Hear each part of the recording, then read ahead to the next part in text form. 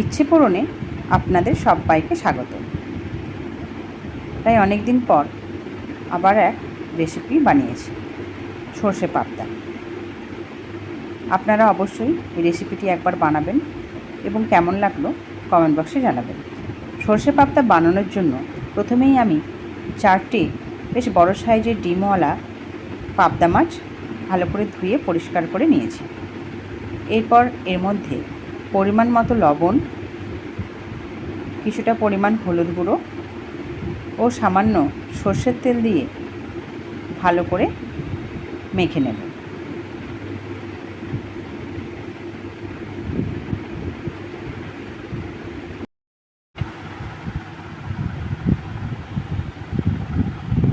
নুন হলুদ ভালো করে মেখে নিয়েছি। এইভাবে 10 মিনিট ম্যারিনেটের জন্য রেখে দেব। অপরদিকে কিছু মশলা রেডি করে নিতে হবে, যার জন্য একটি বোলের মধ্যে হলুদ সর্ষে 1 চামচ, কালো সর্ষে 1.5 চামচ পরিমাণ নিলাম ও জল দিয়ে ভালো করে এটিকে পেস্ট বানিয়ে নেব।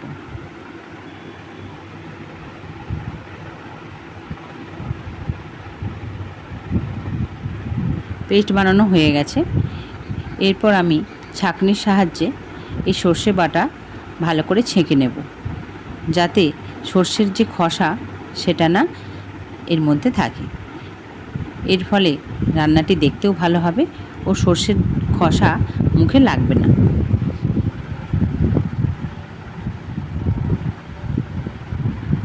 আপনারা চাইলে এটি নাও ছাঁকতে পারেন।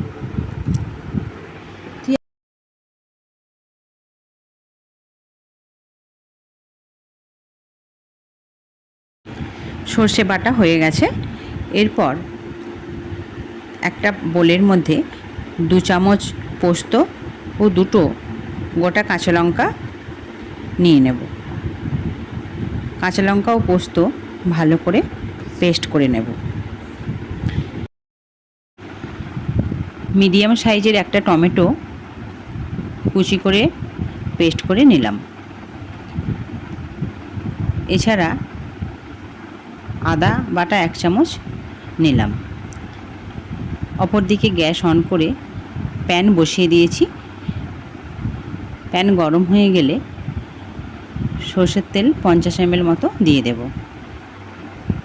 এই রেসিপিটি আমি সর্ষের তেলেই বানাবো, খেতে কিন্তু বেশি ভালো হবে।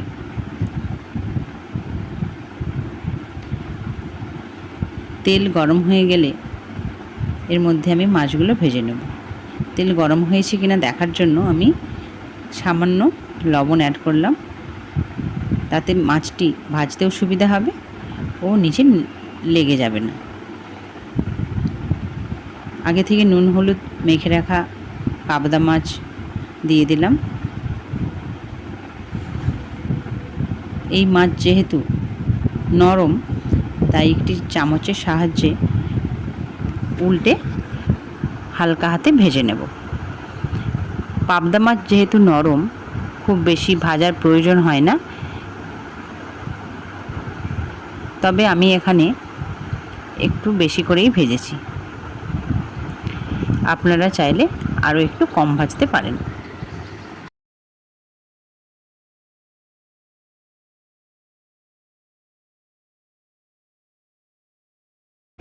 মাছ ভাজা হয়ে গেছে, একটি পাত্রের মধ্যে তুলে নেব।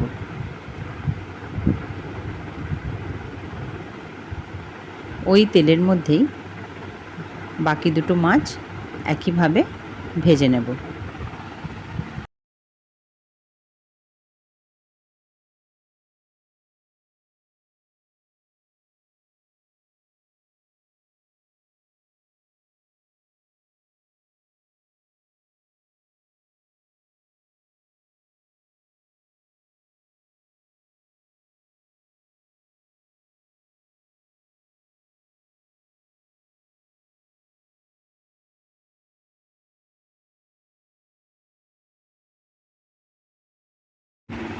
মাছ ভাজা হয়ে গেছে।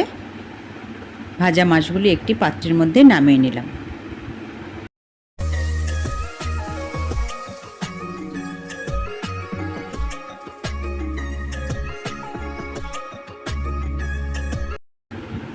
মাছ ভাজার পর কড়াইয়ের মধ্যে যে তেল রয়েছে তার মধ্যে কালো জিরে হাফ চামচ দিয়ে ভালো করে নাড়াচাড়া করে নেব।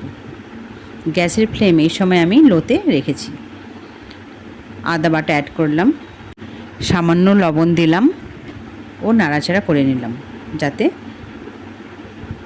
আদা বাটা বেশি না ছিটাই, সেই জন্য লবণটা দিয়েছিলাম। এরপর দেব টমেটো বাটা। লো ফ্লেমে মিনিট খানেক ভালো করে নাড়াচাড়া করে নেব যাতে টমেটোর কাঁচা গন্ধটা না থাকে। এরপর অ্যাড করব স্বাদ মতো লবণ, হলুদ গুঁড়ো, কাশ্মীরি লঙ্কা গুঁড়ো ও লো ফ্লেমে অনবরত নাড়াচাড়া করে মশলাটা নেড়ে নেব যতক্ষণ না মশলা থেকে তেল ছেড়ে আসে। মশলা থেকে তেল ছেড়ে এসেছে, এর মধ্যে অ্যাড করে দেব পোস্ত ও কাঁচা লঙ্কা বাটা ও সামান্য বাটি ধুয়ে জল এর মধ্যে অ্যাড করলাম। গ্যাসের ফ্লেম মিডিয়ামে রেখে আবারও 30 সেকেন্ড মতো নাড়াচাড়া করে নেব। এরপর অ্যাড করে দেব সর্ষে বাটা। এই সময় গ্যাসের ফ্লেম লোতে রেখেছি।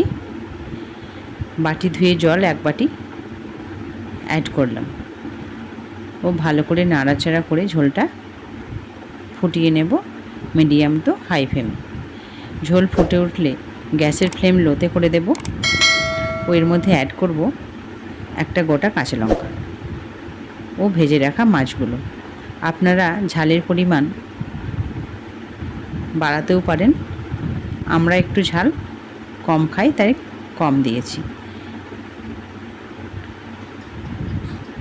পাবদা মাছ যেহেতু খুব নরম তাই বেশি নাড়াচাড়া করব না, হালকা হাতে নাড়াচাড়া করে মশলার সঙ্গে ভালো করে মিশিয়ে নেব। 2 মিনিট মিডিয়াম ফ্লেমে এইভাবে রান্না করে নেব। 2 মিনিট পর গ্যাসের ফ্লেম লোতে করে দেব।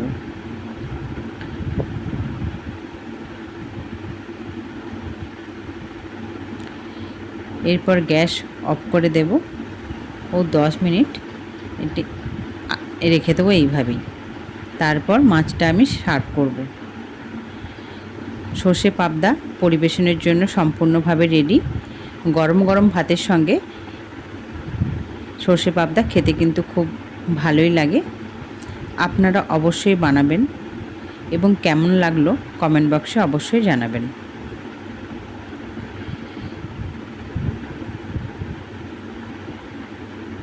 সম্পূর্ণ ভিডিওটি দেখার জন্য অসংখ্য ধন্যবাদ।